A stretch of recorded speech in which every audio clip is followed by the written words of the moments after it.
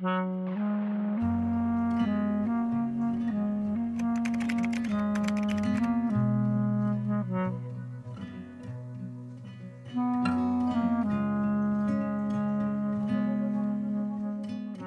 is a version of me that is always about to begin, about to start the project, about to make the change, about to leave, about to say something that matters.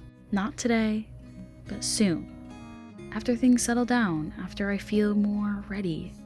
And the strange thing is, it doesn't feel like fear when I'm in it. It feels reasonable and responsible. I tell myself I'm waiting for the right moment, for clarity, for some internal shift that will make it obvious that it's time to take the first step. But I'm starting to think postponing is just fear with better language, because fear doesn't always look dramatic. Sometimes it looks like preparation, planning, convincing yourself you're being patient when really you're just avoiding the moment where something has to change. I think a lot of us live here in the almost. Not unhappy enough to leave, not brave enough to begin, so we stay suspended, holding on to things we've already outgrown, projects we keep revising in our heads but never share, cities we talk about leaving but keep renewing our lease in, people we know aren't meant to stay but still answer when they call. We postpone endings, we postpone beginnings, and we do it in the name of timing. But timing is often just a story we tell ourselves to avoid risk. Because once you begin something, you can fail.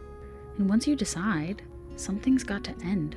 Once you name what you want, you have to face the possibility that it won't look the way you imagined it. And postponing just lets the fantasy stay intact. The unwritten project is still perfect.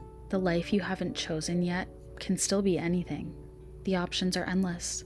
The version of you that hasn't started yet can't disappoint anyone, certainly can't disappoint yourself. And there is such a strange safety in that. But what I don't think we talk enough about is how much beauty gets postponed when we think this way. Because we're all waiting for a feeling that never actually comes. We tell ourselves we'll start when it feels right. Clear, easier, as if one morning we'll wake up and just know. This is it. This is the moment. That's not how it works. And we all know that. There's no sudden peace, no dramatic certainty, no loud sign pointing to your starting point. If anything, the call to something new is almost disappointingly quiet. It doesn't announce itself. It doesn't interrupt your life. It just lingers, faintly. It's a thought you can't shake, a question that keeps resurfacing, a pull towards something you don't fully understand yet. And because it's faint, we dismiss it. We tell ourselves, if this were real, it would be louder, more urgent, more obvious. But maybe it's quiet because, well, it's already a part of you.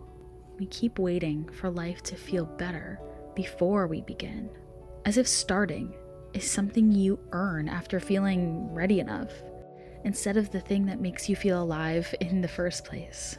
We postpone so much beauty in that way, not realizing we're already standing inside it. The curiosity is the signal. The relentless is the invitation. The fact that you keep returning to the same idea is the beginning. Readiness doesn't arrive as confidence. In fact, it often arrives simply as discomfort, as that low, steady knowing that something wants to move. Yet still, we wait.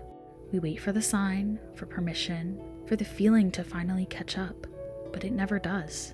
You can sit with the questions for years. You can feel the pull without naming it. You can keep telling yourself you'll know when the time is right. And one day, you'll realize you weren't waiting to be ready. You were already ready. You were just waiting to trust it. I think sometimes we're afraid of not failing. We're afraid of becoming the person who follows through. Because if it works, then what? Then you have to carry it. You have to maintain it and be seen in it. And I think many of us can agree that being seen is terrifying, especially if you learned early on that safety meant staying small, that love came with conditions and attention had consequences, postponing becomes a way of staying invisible. There's grief in this too.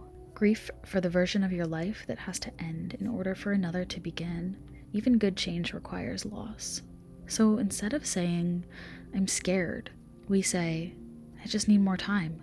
But time doesn't give us courage. It just gives fear more room to rearrange the furniture.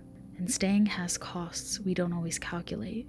Quiet resentment, dullness, the grief of knowing you're not being honest with yourself, the feeling that your life is paused while everyone else is moving. We're all just waiting for something we were never promised. Maybe there is no perfect moment, no clear starting line, no version of yourself that will ever feel ready enough. In fact, maybe the beginning is already happening. Maybe the call has been there the whole time, soft, persistent, patient. And maybe the bravest thing isn't waiting for certainty. Maybe it's responding to the quiet.